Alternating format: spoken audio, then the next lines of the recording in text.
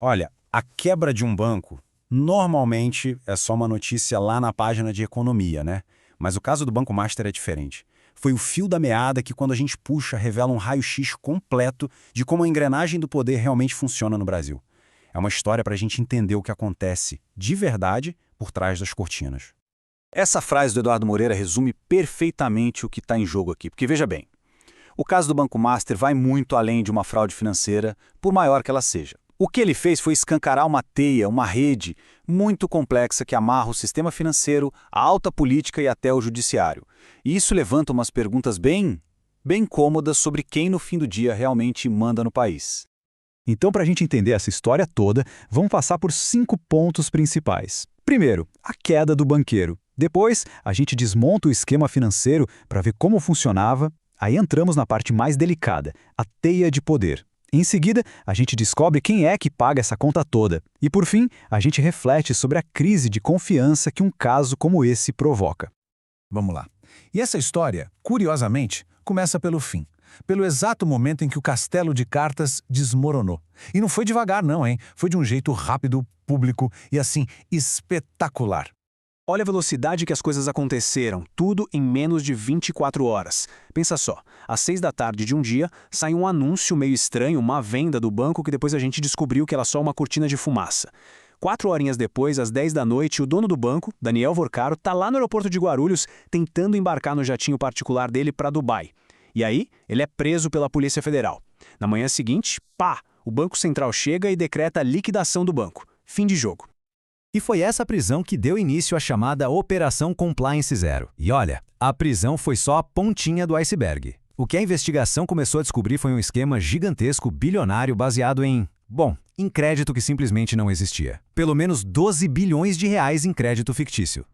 Tá, mas aí fica a pergunta, como é que uma fraude desse tamanho funcionava? Como eles conseguiram construir um castelo de cartas que por fora parecia uma fortaleza? A mecânica do esquema era, ao mesmo tempo, bem inteligente e uma bomba relógio prestes a explodir.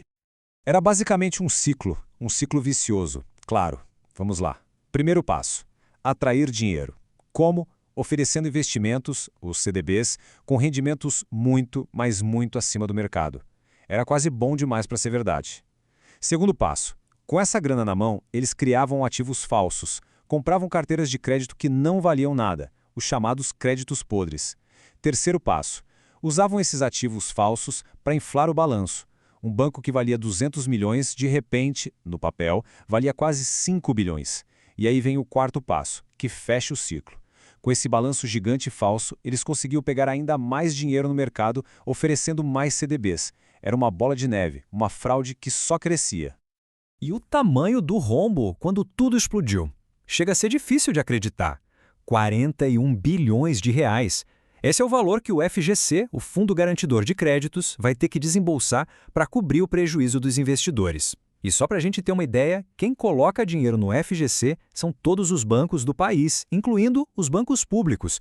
Ou seja, no fim das contas, esse prejuízo gigantesco é socializado. É o maior resgate que o FGC já teve que fazer em toda a sua história. Impressionante. Ok, agora a gente entra no ponto central dessa história toda. A pergunta de $1 milhão é: como um esquema tão frágil, um verdadeiro castelo de cartas, conseguiu ficar de pé por tanto tempo? A resposta, segundo tudo que foi investigado, está numa poderosa teia de poder, uma rede de proteção que ia até os mais altos escalões de Brasília. O Daniel Vorcaro, pelo visto, entendeu uma coisa muito bem. O verdadeiro poder não vinha só do dinheiro. Vinha das conexões certas em Brasília. Ele se tornou conhecido como o braço financeiro do Centrão. Ele foi cultivando amizades, laços com gente muito poderosa, e essa proximidade toda, ao que tudo indica, funcionou como um verdadeiro escudo, protegendo o banco da fiscalização e da lei. E não era uma coisa vaga, não. Essa influência aparecia em ações bem concretas. Por exemplo, teve senador, o Ciro Nogueira, propondo mudar a lei do FGC de um jeito que beneficiaria o Banco Master. O ex-presidente Michel Temer foi contratado para ajudar a negociar a venda do banco. O ministro Rui Costa, da Casa Civil, teria arranjado uma reunião para o Vorcaro com o presidente do Banco Central. E quando o Banco Central resistiu a um acordo, tentaram até aprovar um projeto para diminuir a autonomia do BC.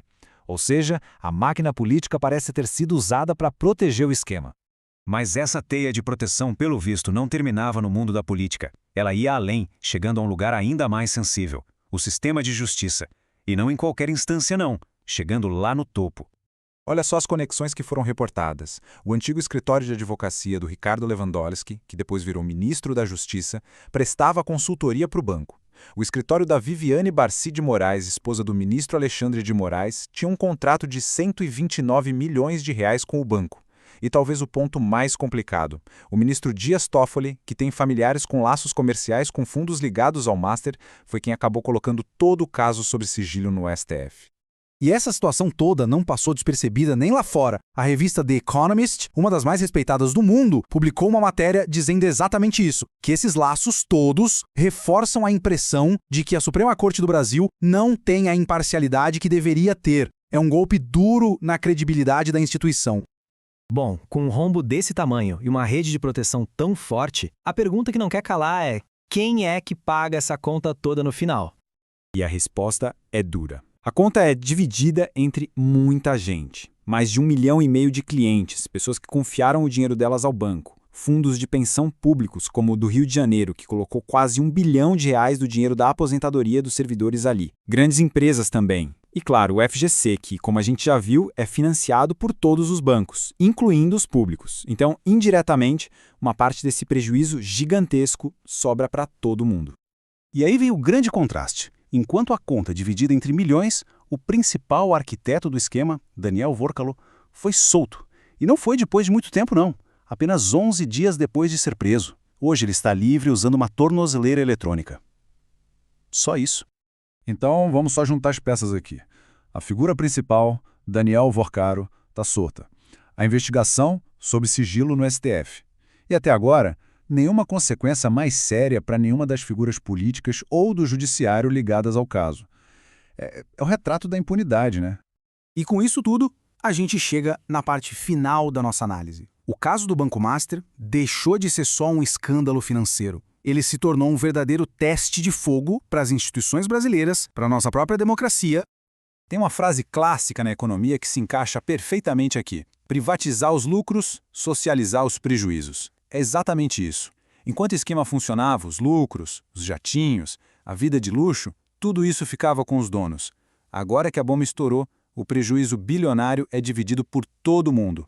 Mas é importante dizer que no meio de tudo isso, teve uma instituição que funcionou, o Banco Central. Na figura do seu presidente, o Gabriel Galípolo, foi muito elogiado por ter aguentado uma pressão política enorme e ter tomado a decisão técnica e correta de liquidar o banco. Foi um ponto de luz no meio do caos. Porque, no fim, o que fica desse caso vai muito além dos 41 bilhões de reais. O que fica é uma pergunta fundamental sobre a separação de poderes no Brasil, sobre a real influência do dinheiro na política e na justiça. E a gente termina com essa reflexão. Quando a conta de uma fraude bilionária é paga por todos nós, mas os responsáveis parecem protegidos pelo poder, o que isso realmente diz sobre a justiça no nosso país? A resposta que o Brasil der a esse caso vai dizer muito sobre o futuro.